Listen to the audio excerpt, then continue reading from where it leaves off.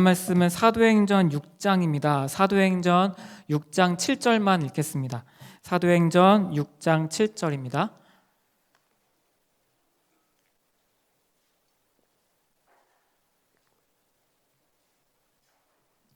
사도행전 6장 7절만 읽도록 하겠습니다.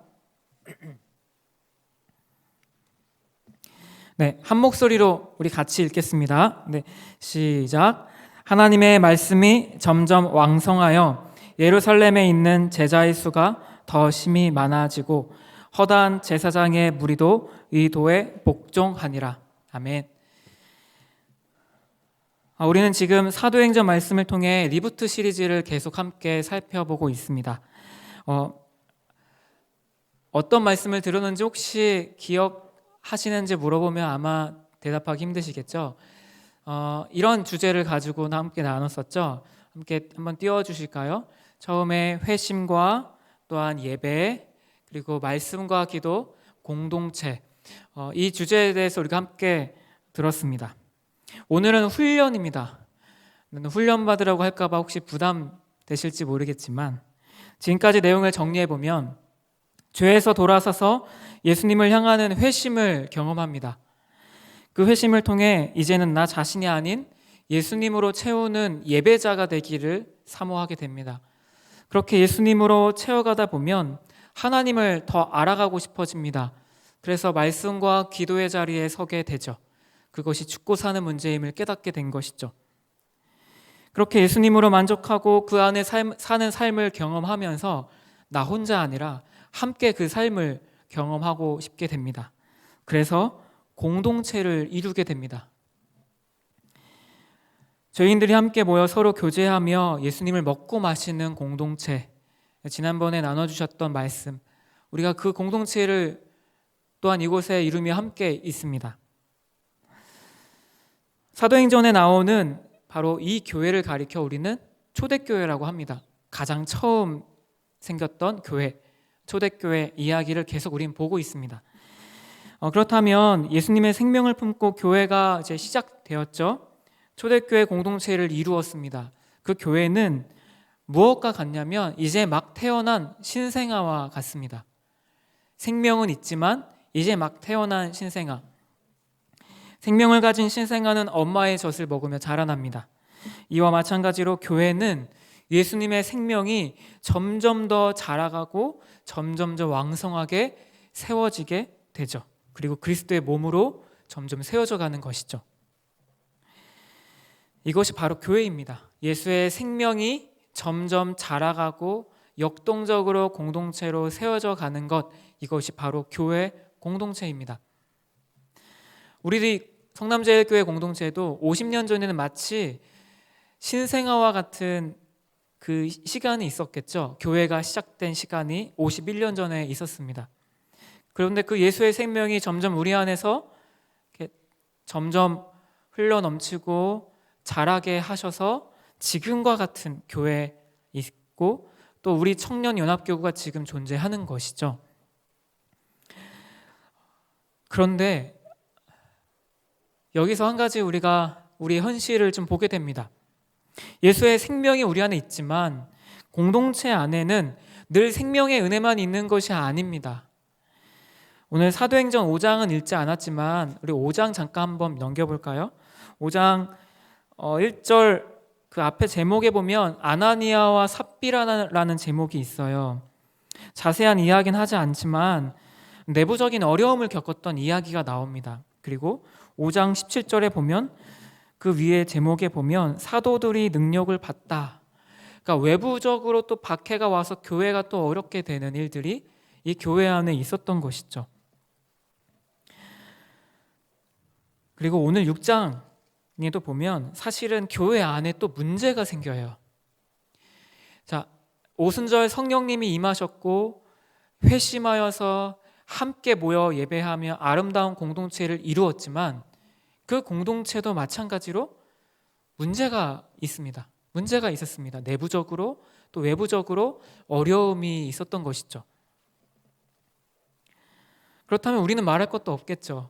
그 성령의 역사가 뜨거웠던 초대교회도 문제가 있었고 어려움이 있고 갈등이 있었다면 우리 청년연합교구는 어떠할까요?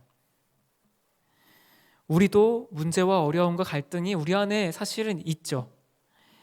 그래서 우리는 문제와 어려움이 없기를 기대하는 것보다 오히려 문제와 어려움 앞에서 어떻게 반응할 것인가가 우리의 관심인 것이죠. 자, 5장과 6장에 이 어려움의 시간들이 찾아옵니다. 교회 안에 내부적, 외부적인 어려움 앞에서 어떻게 반응했는지 오늘 좀 말씀을 보고 싶은데요.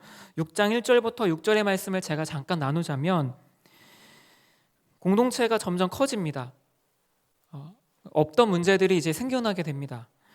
그 공동체 안에 사실 두 부류의 사람들이 있어요. 그러니까 팔을 갈랐다는 것이 아니라 인종적, 혈통적으로 헬라파 유대인이 있고 히브리파 유대인들이 있습니다. 그런데 교회는 그들 가운데 어려운 이들을 이제 구제하고 섬기는 일을 하게 됩니다. 사도들이 그 일을 역할했던 것이죠. 그런데 사도들이 그 구제를 함에 있어서 어느 날 하다 보니까 히브리파 유대인들은 잘 구제를 이렇게 제공해 주었는데 이 헬라파 유대인들을 빠뜨린 거예요. 그러니까 의도적으로 빠뜨린 게 아니라 그러니까 사람들이 많아지니까 사도들이 일을 하다 보니까 놓칠 수 있잖아요. 이제 그래서 그 헬라파 유대인들을 구제 대상에서 이제 빠뜨린 거죠. 그러자 헬라파 유대인들이 원망하기 시작합니다. 히브리파 유대인들만 챙겨주고 우리는 뺐다 하면서 이제 사도들을 원망하는 일이 발생합니다. 박진혜 목사님 주셨던 말씀 기억하시나요? 교회는 죄인들의 모임이고 완벽한 공동체가 아니다. 초대교회도 마찬가지였어요. 사도들이 실수하기도 하고 또 교회가 때로는 놓치기도 하고 챙겨야 될 대상들을 챙기지 못하는 그런 어려움들이 이 초대교회 공동체 안에도 있었습니다.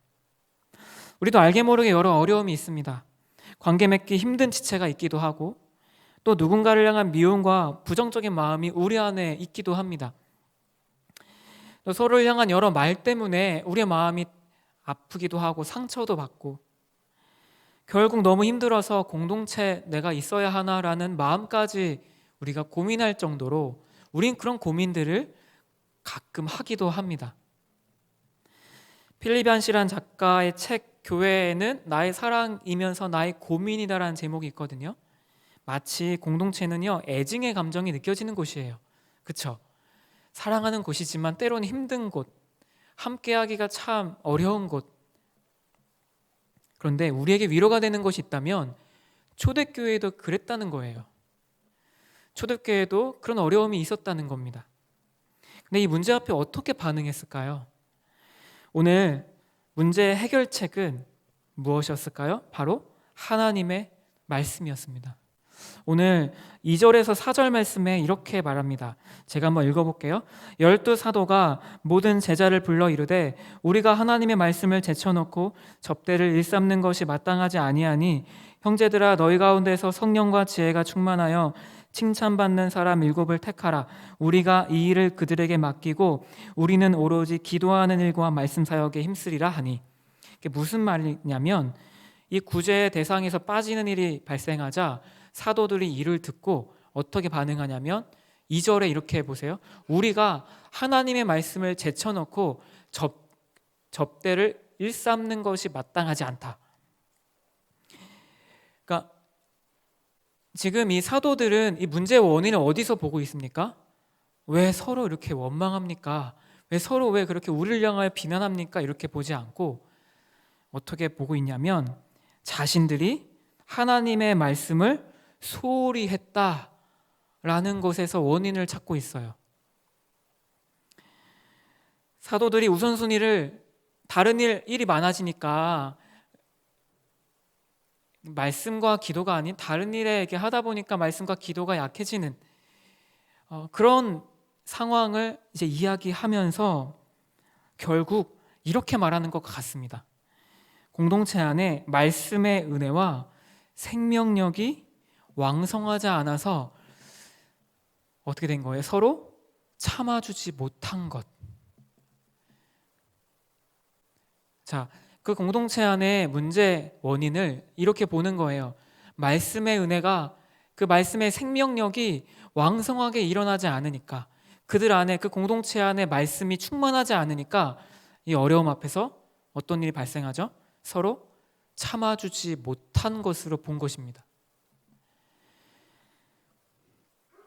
여러분, 혹시 우리에게도 찾아오는 어려움과 문제가 있습니다. 어떤 관점으로 이 문제를 우리가 대해야 할까요? 공동체 안에 수시로 찾아오는 문제 앞에서 우리가 어떤 관점으로 해석해야 할까요? 우리가 볼 때 표면적인 이유로는 서로가 서로에게 잘못하고 오해하고 실수한 것으로 생각할 수 있습니다. 그런데 사실 그 이면엔 다른 이유가 있습니다. 말씀의 은혜와 생명력이 우리 가운데 식어져서 서로를 참아주지 못하는 것이 아닌지, 그 말씀이 우리 안에 충만하게 채워지지 않아서 우리가 어떤 지체, 어떤 실수와 연약함을 보듬어 주기가 힘든 상태에 이른 것은 아닌지, 우리가 그것을 보는 겁니다. 바로 그 관점으로 오늘 사도들은 그렇게 문제의 원인을 해석한 것이죠. 그래서 이제 사도들이 말씀 사역에 힘쓰겠다라고 말하고 7 일꾼을 세워서 구제하는 일을 그들에게 맡겨버립니다. 자, 그러면 이 교회가 문제 앞에서 취했던 방법은 어떤 것이었습니까? 하나님의 말씀이었어요. 하나님의 말씀이 우리 안에 다시 왕성해지도록 사도들부터 그 자리를 지키고 그들로부터 말씀이 흘러갈 수 있도록 했던 것이 문제의 해답이었습니다. 그 결과 어떻게 되었을까요? 6장 7절입니다. 오늘 함께 읽은 말씀 우리 다 같이 함께 읽어보겠습니다. 하나님의 말씀이 점점 왕성하여 예루살렘에 있는 제자의 수가 더 심히 많아지고 허다한 제사장의 무리도 이 도에 복종하니라. 자, 어떻게 되었죠? 그 결과 말씀이 공동체 안에 점점 왕성해집니다. 그래서 제자의 수가 더 많아지고 제사장들도 이 예수 그리스도 앞에 복종하게 됩니다.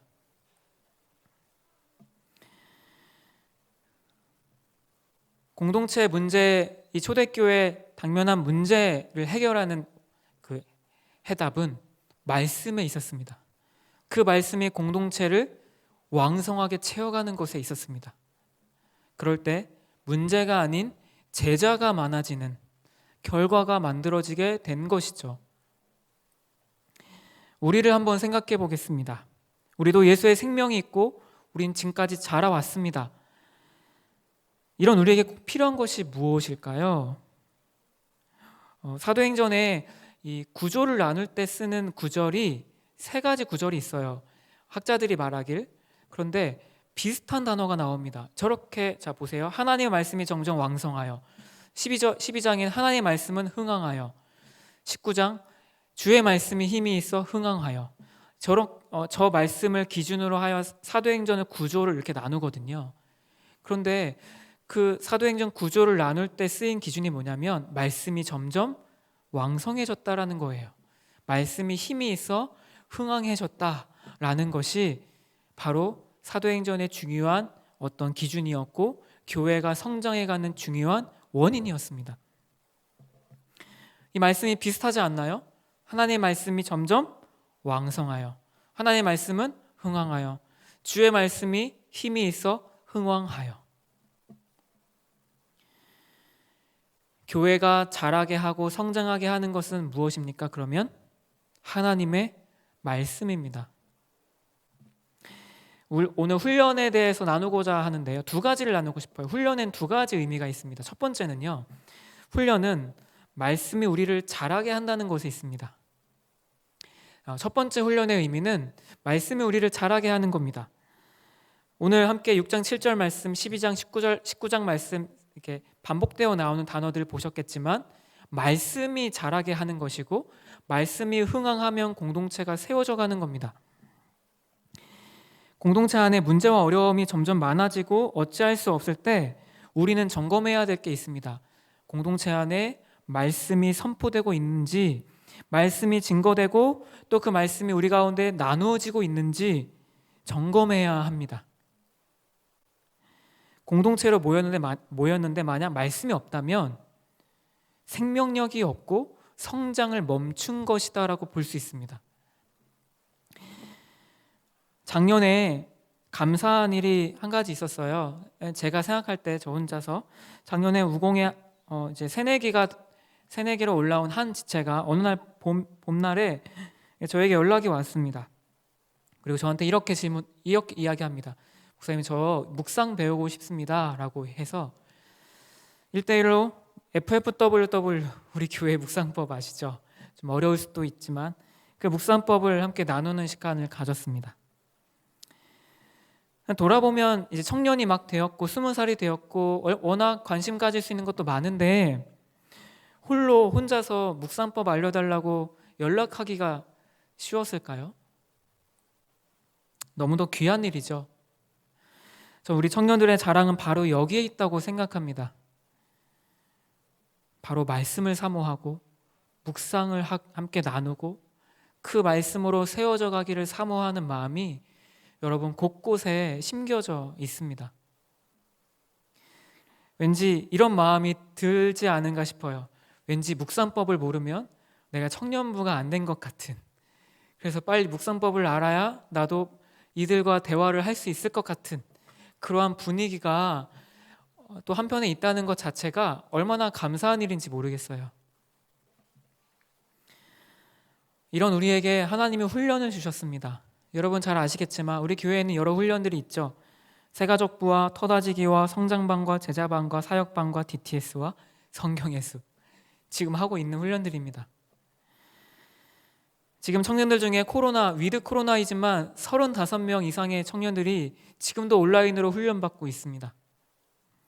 심지어 코로나로 날린 이때 청년 성장반을 1개로 개설했다가 인원이 너무 많아서 2개 반으로 늘리는 역사 초유의 일이 발생하기도 했습니다. 심지어 영국에서도 매주 주일마다 영국 시각 새벽에 일어나서 성장반 훈련을 받고 있는 친구도 있습니다. 저는 이 어려움의 때에 이렇게 훈련을 받고 싶다고 또 지원하고 함께 훈련에 동참하고 있는 청년들을 볼 때 또 여러분들은 어디에 가도 너무나도 자랑할 만한 귀한 청년들이라고 생각합니다. 여러분 스스로 그렇게 자긍심을 가지셨으면 좋겠습니다. 그런데 이 훈련에 중요한 원리가 있습니다. 모든 훈련의 과정은요, 결국 말씀을 듣게 하고 읽게 하고 암송하게 하고 묵상하게 하는 거예요. 이게 훈련의 원리입니다. 그리고 살아나게끔 하는 것. 그래서 엄밀히 말하면 훈련 과정이 우리에게 능력을 주지 않아요. 여러분 DTS 했다고 해서 여러분 갑자기 사람이 바뀔까요? 그렇지 않죠. 주변에서 알죠. 커리큘럼 자체에 능력이 있지 않습니다. 그 훈련의 중심인 하나님의 말씀이 역사하여 우리를 새롭게 바꾸어 놓는 것에 능력이 있는 것이죠. 그래서 이렇게 오늘 사도행전 말씀을 저는 이렇게 표현하고 싶어요. 훈련으로 하나님의 말씀이 점점 왕성하여 예루살렘에 있는 제자의 수가 더 심히 많아지고, 2번째, 훈련으로 하나님의 말씀을 흥황하여 더하더라. 이와 같이 훈련을 통해 주의 말씀이 힘이 있어 흥황하여 세력을 더하더라. 여기서 훈련은 그 원인이 되지 않습니다. 그냥 그 통로예요. 그냥 훈련을 통해서 주의 말씀이 우리를 바꾸어 가는 겁니다.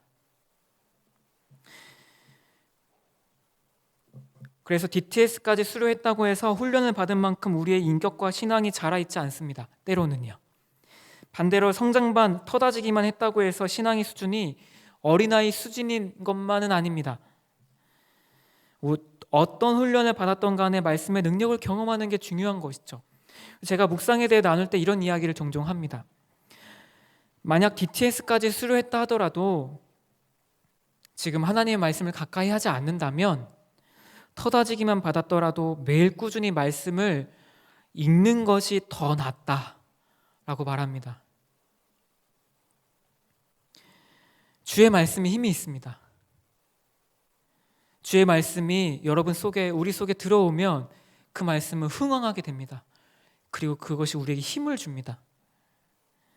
훈련이 너무 소중하고 중요하지만 우리는 어떤 훈련 받았다라고 내세울 필요 전혀 없습니다. 오직 주의 말씀이 우리를 바꿀 따름입니다. 이것이 바로 첫 번째 훈련입니다. 말씀으로 우리를 세워가는 훈련. 그런데 두 번째 훈련이 있습니다. 이건 여러분 개인적으로 저도 그렇고 여러분 개인적인 훈련인데요. 우리 삶에 주어진 훈련이 있습니다. 두 번째, 이 훈련에 대해서 함께 이야기 나누고 싶습니다. 자, 우리에게 때로는 훈련이 찾아옵니다. 교회에서 하는 훈련 말고요. 우리 삶의 훈련이 찾아오기도 합니다. 예전에 저희 교회 DTS 훈련 때 제자도라는 주제로 김길 목사님이 강의를 해주셨는데 그분이 훈련을 이렇게 정의하셨어요. 우리 함께 제가 읽어볼게요. 훈련이란 나의 마음을 어렵게 하는 일들이 상황은 바뀌고 사람은 바뀌지만 어려운 마음의 내용은 똑같이 반복되는 경우다. 기억나는 지체들도 있으시죠? 다시 한번 제가 읽어볼게요. 훈련이란 내 마음을 어렵게 하는 일들이 상황은 바뀌고 사람은 바뀌어도 어려운 마음의 내용은 똑같이 반복될 때 그것이 나에게 훈련 과목인 겁니다. 그래서 그때 그 이야기를 하자면 여러분, 예를 들어 상황과 사람은 달라지지만 내 자존심이 건드려질 때 민감해지고 어려운 마음이 찾아오는 것, 이것도 우리 하나의 훈련이겠죠. 내 자존심이 막 건드려질 때 막 부글부글 올라오는 마음, 이것이 나에게 허락한, 나에게 주신 훈련 과목일 수 있는 것이고, 자꾸 하나님의 자리를 내가 차지하고 싶고 내가 하나님 되고자 하는 마음이 들어올 때, 그런 상황이 올 때마다 우리는 계속해서 우린 그 훈련을, 그 과목을 경험하고 있는 것이죠. 그래서 여러분들의 요즘에 훈련 과목은 어떤 과목이세요? 내 마음을 어렵게 하는 것, 내 마음을 힘들게 하는 것은 어떤 부분일까요? 우린 보통 이렇게 반응해요. 하나님, 왜 저에게 이런 마음을 주시고 왜 이렇게 어려운 일이 발생했나요? 이 상황 없애주세요라고 말합니다. 이것이 우리의 반응이죠. 근데 이렇게 하다 보면 우리는 배우지 못합니다. 훈련하지 못합니다. 성장하지 못합니다. 우리가 어떻게 질문해야 할까요? 이 마음의 어려움이 찾아올 때 우린 이렇게 말해야 됩니다. 하나님, 제가 이 일을 통해 무엇을 배워야 할까요? 하나님, 제 마음에 어려움이 찾아왔는데 이것이 제 마음을 어렵게 만들고 힘들게 만드는데 제가 무엇을 좀 배워야 할까요? 저에게 주신 훈련은 어떤 훈련입니까? 라고 질문해야 하는 것이죠. 이것이 두 번째 훈련입니다. 우리 교회에서 하는 훈련은 정말 너무 좋죠. 얼마나 행복해요. 그쵸? 말씀 나누고 말씀 듣고 말씀으로 채우는 훈련 너무나 좋은데 우리의 삶의 또 다른 차원의 훈련이 있다는 것이죠. 내 마음을 어렵게 하는 것들 앞에서 우리가 어떻게 배워가기를 원하시는지 그 훈련 과목을 또한 우리에게 주셨습니다. 이런 말이 있어요. 평온한 바다는 유능한 사공을 만들지 못한다. 이런 훈련의 과정을 회피하면요, 우린 유능한 사공이 될 수 없습니다. 마음의 어려움 앞에서 우리가 그 직면하지 않고 질문하지 않으면 우리는 그 훈련 과목을 통과할 수 없습니다. 마음이 어려우신가요? 마음이 힘드신가요? 하나님 여러분들을 더 유능한 제자, 유능한 그분의 뱃사공으로 세워가시려는 계획입니다. 자, 이렇게 두 가지 훈련이 있습니다. 교회에서 말씀으로 자라가게 하는 훈련, 또한 우리 삶에서 찾아오는 훈련. 네, 친절하게 두 가지를 또 자막을 감사합니다. 나에게 주신 훈련의 과목들, 이렇게 두 가지 훈련이 있죠. 이 훈련 앞에서 우리가 함께 무엇을 결단해야 할까요? 마지막으로 이 이야기를 나누고 싶습니다. 우리 같이 한번 읽어볼까요? 시작. 말씀이 나와 공동체를 세운다. 여러분에게 찾아온 훈련 과목을 어떤 힘으로 감당하고 계십니까? 감당하기 어렵죠? 어려운 마음이 찾아오면 이기기 어렵죠? 피하고 싶고 도망가고 싶고 멀리 하고 싶은 게 우리의 마음입니다. 오직 한 가지만이 우리를 그 감옥에서 감당하게 합니다. 오직 주님의 말씀입니다. 책상에 앉아서 말씀을 듣고 읽고 암송하고 묵상하는 말씀의 능력을 경험하고 나면 좋다, 행복하다, 이게 끝이 아니라 그 말씀의 능력을 경험했으면 이제 나에게 주신 훈련의 과목들 앞에서 담대하게 나아가야 하는 것입니다. 그리고 그 마음 가지고 공동체를 향해 또 나아가야 하는 것입니다. 여러분, 공동체는 원래 평온한 곳이 아닙니다. 초대교회에도 문제가 있었습니다. 공동체가 아무 일 없고 평온하다면 그거 진짜 평온이 아닐 수 있습니다. 때로 죽은 상태일 수도 있습니다. 공동체에 굽이치는 파도와 같은 여러 상황이 오는 것 같습니까? 내 주변, 내 공동체가 그런 상황 가운데 놓여 있습니까? 하나님은 우리를 주의 말씀 앞으로 부르시는 초대입니다. 주의 임재 앞으로 부르시는 하나님의 초대입니다. 우리 각자가 주의 말씀으로 채움받고 영향받을 때 그 말씀의 능력이 우리 가운데 흥황해서 문제를 잠재울 것입니다. 우리 각자가 주님의 임재 앞에 서기를 갈망한다면 우리 속에 미움과 원망과 갈등이 눈 녹듯 사라질 줄 믿습니다. 마지막으로 오늘 총회가 있습니다. 불안한 마음, 두려운 마음으로 이 자리에 앉아 있을지도 모르겠어요.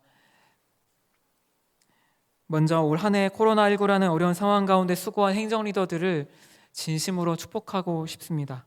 계획이 취소되고 어떤 것도 할 수 없어서 오히려 마음고생이 심했던 행정 리더들이었거든요. 그럼에도 묵묵히 최선을 다해 섬겨준 행정 리더들에게 진심으로 고마운 마음을 전합니다.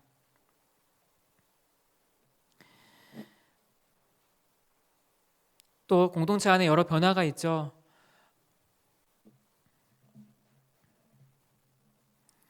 그리고 또 지난 3년 동안 조동희 목사님께서 함께 공동체를 또 귀하게 섬겨 오셨었죠.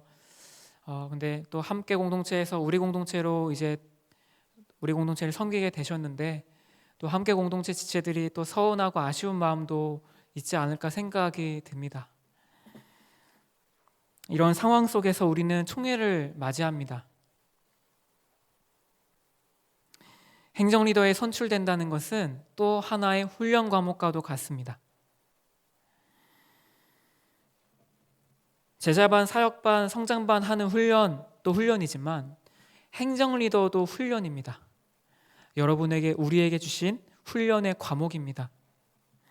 어떤 훈련일까요? 내가 하는 것이 아니라 하나님의 손에 나를 붙드실 것을 믿고 담대하게 공동체를 섬기는 훈련. 청년의 시기에 1년의 시간을 더욱 깊이 공동체를 사랑하고 기도하게 하시는 훈련. 행정 리더의 사명을 감당하기 위해 말씀과 기도 앞에 나아가게 하시는 훈련. 여러분, 행정 리더에 우리를 부르신다는 것은 우리에게 훈련 과목으로 부르셔서 하나님은 우리를 더욱더 성숙하게 세워가고자 하시는 하나님의 뜻입니다.